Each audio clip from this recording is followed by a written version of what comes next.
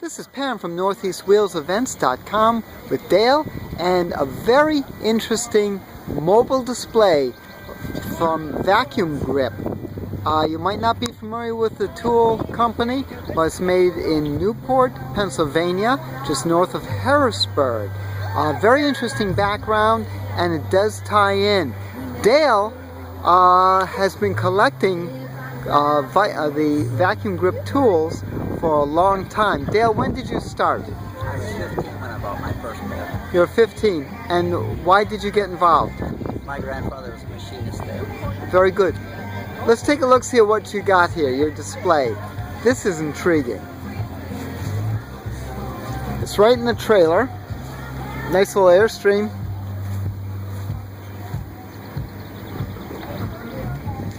Where should we start? Where's the history? Where are your older tools? Most of the history, or a lot of history, is here in advertising. We have some advertising clear back in 27. Very good. They started the company in Newark, New Jersey in 1920. Right. They moved to Newport in 1921. Why did they move to Newport? What I was told is it was because of unions. Ah, very good. Yeah. New Jersey was pretty tough. Yes, they were. Even in the 20s, they were still very, very tough. So they got the freedom out here. They had family in Newport, so they moved to Newport. Very good. Bacon factory.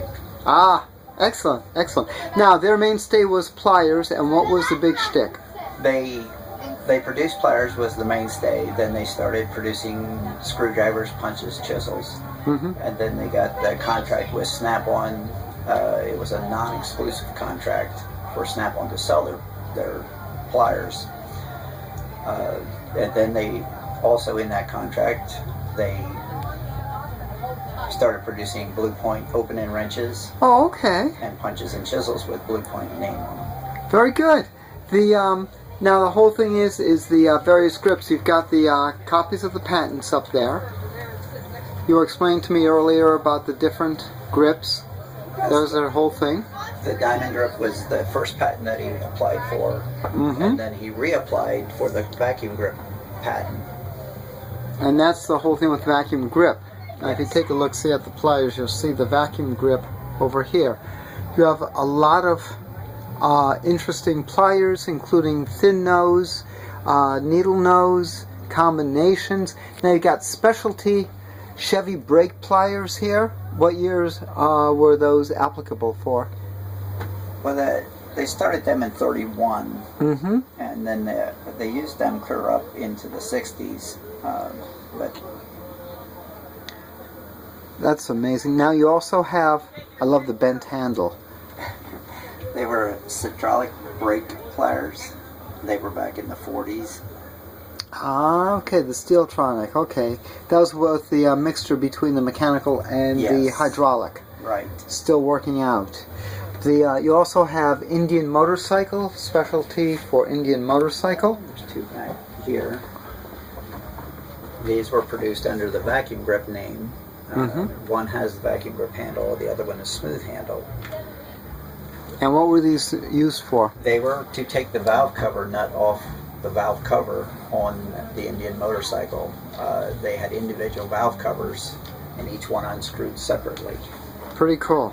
That is amazing. Any other specialties in particular that you're particularly proud of, or which is interesting? Well, these are a hard find. Is the upholstery pliers for the hog rings to hold the upholstery on. Neat. That is cool. You also have the tag installers for E.J. Brooks next to it. Then Vacuum Grip, that's a specialty snap installer. Vacuum Grip for the upholstery. Now, when was Vacuum Grip bought out by Snap-on? They were bought out in 1945 officially. And then they produced the Snap-on pliers in the same factory with the Newport name still on them. And they used it as Snap-on Tool Corporation Forged Steel Products Division to keep that name that's well known out there. Right. They did that till 1949 is the newest ones that I've found that still had Newport written on them. Then after that, they dropped the Newport name and still produced until 1955. When did the production shut down in Pennsylvania? In 1955. Very good. Why did they shut down? Do you know? Really don't know, other than they tell me that they didn't want to do updates in that older factory. They had already built 2 new factories to produce pliers in. So they went with the newer factories. Pretty cool. Now, you have a very interesting event coming up in July. Yes, in July, and we actually have a poster for that. The 25th, we're going to host a homecoming at the factory building itself. We're hoping that townspeople will show up that maybe their relatives had worked there, and hopefully come up with some more stories that we can share.